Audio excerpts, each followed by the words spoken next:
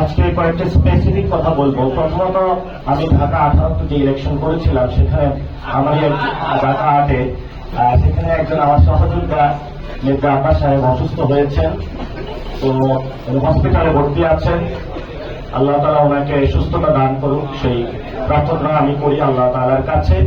এবং সেটা যেটা হাদিসে এসেছে, মনে হয় আমি যদি ভুল না করে থাকি, তোমরা অসুস্থতার পূর্বে সুস্থতাকে নিয়ামত মনে করো এবং যৌবনকে হলো নিয়ামত মনে করো বৃদ্ধ হওয়ার পূর্বে। এই দুইটাই হলো আমাদের গুরুত্বপূর্ণ সময়।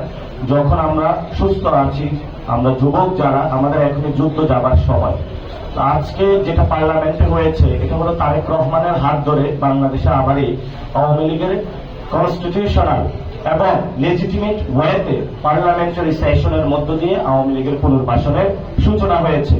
এটা শহীদ জিয়াউর রহমানের একটা ছেলের হাত দিয়ে, বেগম জিয়ার ছেলের হাত দিয়ে বাংলাদেশে আওয়ামী লীগের পুনর্বাসন শুরু হবে, এটা আমাদের কল্পনা ছিল না। কিন্তু ওটা উনি করে দেখিয়েছেন, সাহস দেখিয়েছেন, কারণ ওনার মাথাটা উনি দিল্লির কাছে নত করেছেন। এই জন্য আজকে এই অবস্থা হয়েছে। এই জন্য আমরা ওনাকে আহ্বান জানাবো যে দিল্লির আধিপত্যবাদ সেটা থেকে বের হয়ে আসেন, মার্কিন আধিপত্যবাদ থেকে বের হয়ে আসেন। বাংলাদেশের অসংখ্য মানুষ আছে যারা বাংলাদেশের জন্য ফাইট করতে রাজি আছে। আপনি যদি তাদের কাছে গিয়ে আত্মসমর্পণ করেন, তাহলে বাংলাদেশের মানুষ আপনার থেকে মুখ ফিরিয়ে নেবে। আজকে সালাউদ্দিন সাহেব বললেন যে অভ্যুত্থানের পরে চুপ্পুর কাছে যারা উপদেষ্টা ছিল তারা কেন শপথ নিয়েছিল। সেই সময় আমরা কিন্তু চাইনি, শুধু একমাত্র বিএনপির কারণে। আমি প্রত্যেকটা পলিটিক্যাল পার্টির দরজায় নক করেছিলাম। আমি মির্জা ফখরুল থেকে শুরু করে জামায়াত ইসলামী, প্রত্যেকটা ইসলামিক আন্দোলন থেকে প্রত্যেক রাজনৈতিক দলের কাছে গিয়েছিলাম এই চুপ্পুর পদত্যাগের দাবিতে। আমরা মাঠের আন্দোলনরত ছিলাম। তো আজকে একটা ইনফরমেশন দিব, যেই সময়ে বঙ্গভবনে চুপ্পুর পদত্যাগের দাবিতে আন্দোলন হচ্ছিল, সেই সময় যিনি বর্তমান আর্মি প্রধান ওয়াকার সাহেব, উনিও আমাদের কাছে সময় চেয়েছিলেন যে আমাকে একটু সময় দেয়, আমি দেশে এসে এটার একটা বিহিত ব্যবস্থা করব। তো সেই সময় আমরা ধৈর্য ধারণ করেছিলাম রাষ্ট্রের স্ট্যাবিলিটির জন্য। বিএনপিও বলেছে একটু সময় নেওয়া প্রয়োজন, পরবর্তীতে এইসব আওয়ামী লীগের যেগুলো লেসপেন্সার আছে অটোমেটিক বিদায় হয়ে যাবে। কিন্তু আজকে আমরা দেখলাম যারা আওয়ামী লীগের লেসপেন্সার আছে তাদেরকে ক্ষমতার মোহে তারা অন্ধ হয়ে তাদেরকে হলো তারা তাদের ঘাড়ে তুলে নিয়েছে। এই জন্য আমি বলি যে সংসদটা অদ্ভুত এক রকমের সংসদ হয়েছে। রাষ্ট্রপতি হলো আওয়ামী লীগের, তারপরে হলো প্রধানমন্ত্রী হলো বিএনপি, আর বিরোধী দলীয় নেতা হলো জামায়াতের। অর্থাৎ এই খিচুড়ির মধ্যে সবই কিছু রাখা হয়েছে।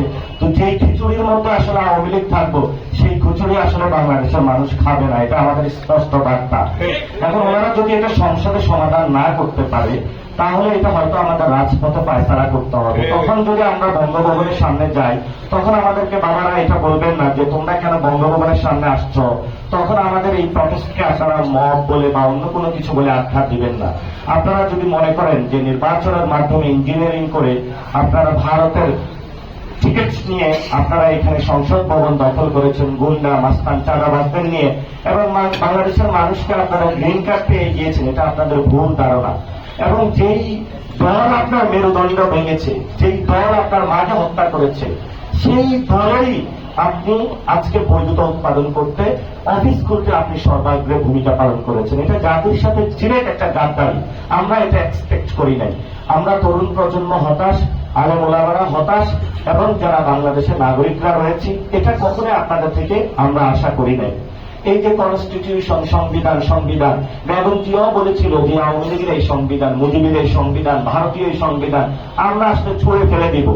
এখন বেগম খালেদা জিয়া এটা ছুঁড়ে ফেলে দিয়েছে, আর তারেক জিয়া হলো এটা গিয়ে বগল দাবা করেছে যে না মা আমি এটা রক্ষা করব।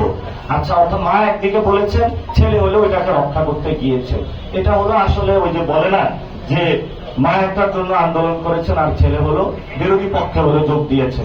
এখন হলো যেটা উনি করেছেন এটা আসলে বাংলাদেশের মানুষের সাথে ঠিক করেন নাই। আমরা আশা করব প্রধানমন্ত্রী উনি যেই হোক না কোনো, ওনাকে অ্যাকাউন্টেবিলিটি এবং রেসপন্সিবিলিটির জায়গায় আসতে হবে।